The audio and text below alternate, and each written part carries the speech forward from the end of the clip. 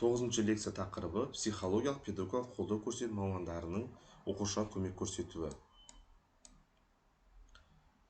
Психологиялық педагогикалық қолдау ұғымына түсінік, қолдау көрсету мамандары, оқушыларға көрсеткен қолдау түрлері, психологиялық диагностика және бағалау, командалық ынтымақтастық. Қазіргі білім беру жүйесінде оқушының тек академиялық жетістіктерін ғана емес, оның эмоционалдық және әлеуметтік дамуында назарға алу маңызды. Әрбір бала өзіндік жеке ерекшеліктерге ие, сондықтан олардың оқу барысында кездесетін қиындықтар дер кезінде анықтап, тиісті қолдау көрсету қажет.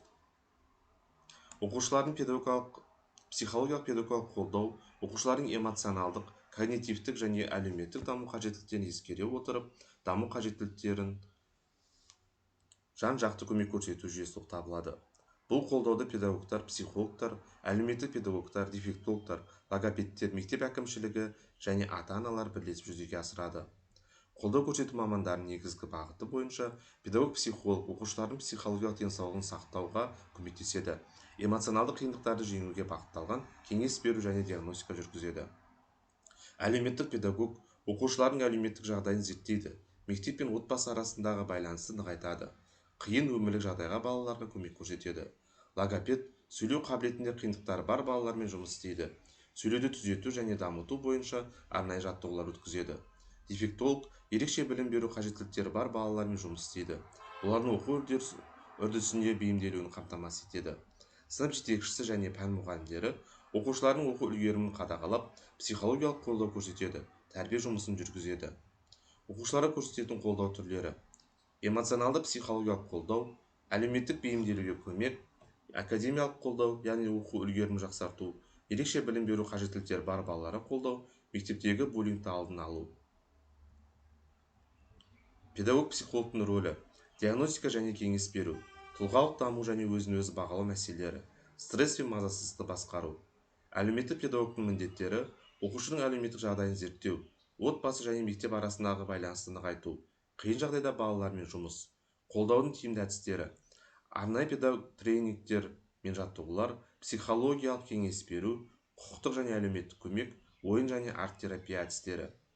Психологиялық диагностика ұғымы: психологиялық диагностика оқушының психикалық, эмоционалдық және тұлғалық даму ерекшеліктерін зерттеуге бағытталған ғылыми негізделген әдістер жиынтығы.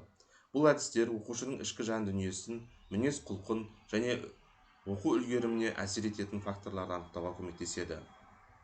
Психологиялық диагностика әдістері: бақылау, оқушының сабақтағы үзілістегі және сыныптан тыс уақытта мінез-құлқын жүйелі түрде зерттеу.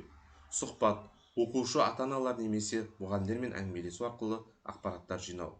Сауалнама мен тесттер, оқушының эмоционалдық тұрақтылығы, өзін-өзі бағалауы, мотивациясы және танымдық процестер туралы мәлімет алу үшін қолданылады. Жобалық әдістер: баланың бейсаналық ойлары мен эмоцияларын зерттеу үшін сурет салу, еркін әңгіме құру, аяқталмаған сөйлемдер толықтыру сияқты тәсілдер пайдаланады. Психометриялық әдіс: IQ тесттер, есте сақтау, назар аудару және ойлау қабілетін бағалайтын арнайы шкалалар.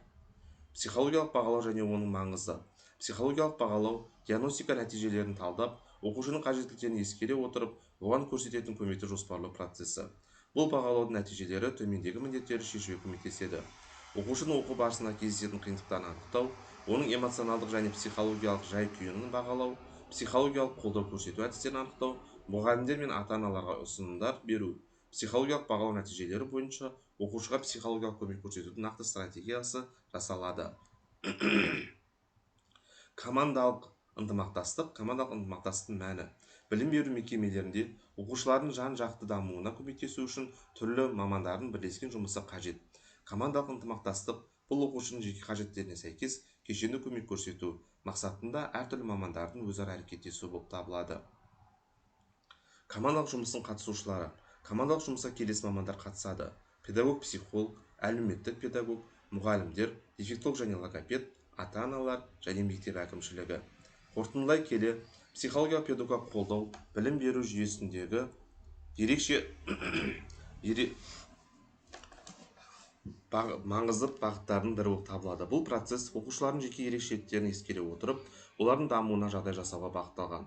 Оқушыларға сапалы көмек көрсету үшін психологиялық диагностика жүргізу қажет.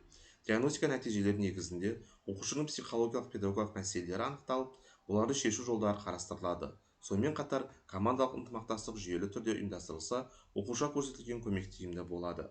Осылайша мамандардың кәсіби ынтымақтастығы мен үйлесімді жұмысы оқушылардың білім алуына, әлеуметтік бейімделуіне және психологиялық саулығына оң әсер етеді. Назарларыңызға рахмет.